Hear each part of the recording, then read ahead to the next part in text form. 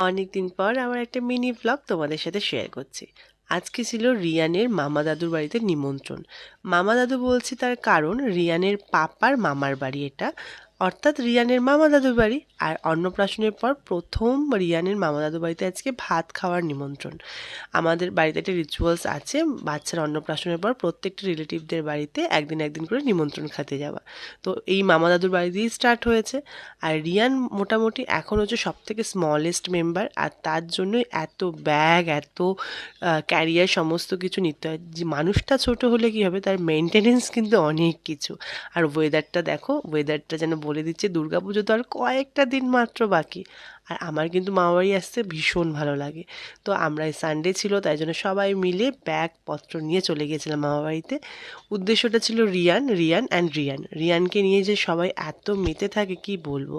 আর সব থেকে ছোট সদস্য, আর সবার ভীষণ আদুরে। আর যারা এই যে আদর করছে দেখতে পাচ্ছ, তারা নেহাত কিন্তু খুব একটা বড় না, তারাও কিন্তু খুব ছোট। আর এই যে রিয়ানের মামা দাদু প্রথম, মানে বড় মামা দাদু প্রথম ভাত খাইয়ে দিচ্ছে। রিয়ান তো এখন ভাত খেতে পারে না, তাই জন্য পায়েসটাই খায়, যেহেতু একটু মিষ্টি মিষ্টি ব্যাপারটা রয়েছে, পায়েসটা খেতে পছন্দও বেশ করে। আর এটা হচ্ছে রিয়ানের একটা কাকা হবে, মানে এটা নীলও কিন্তু খুব ছোট। আর এই দেখো দেবাংশু, এটাও কিন্তু রিয়ানের আর একটা কাকা।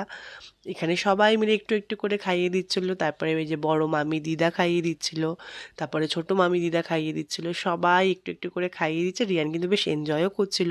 আর এত লোকজন তো, আর একজনের কোলে যে বসে আছে, এটা কিন্তু আর একটা ছোট মেম্বার, মানে আকাশও ভীষণ ছোট, সে আবার নিয়েছে রিয়ানকে কোলে। রিয়ান কিন্তু খুব খুব আদুরের সবার, মানে কি বলবো।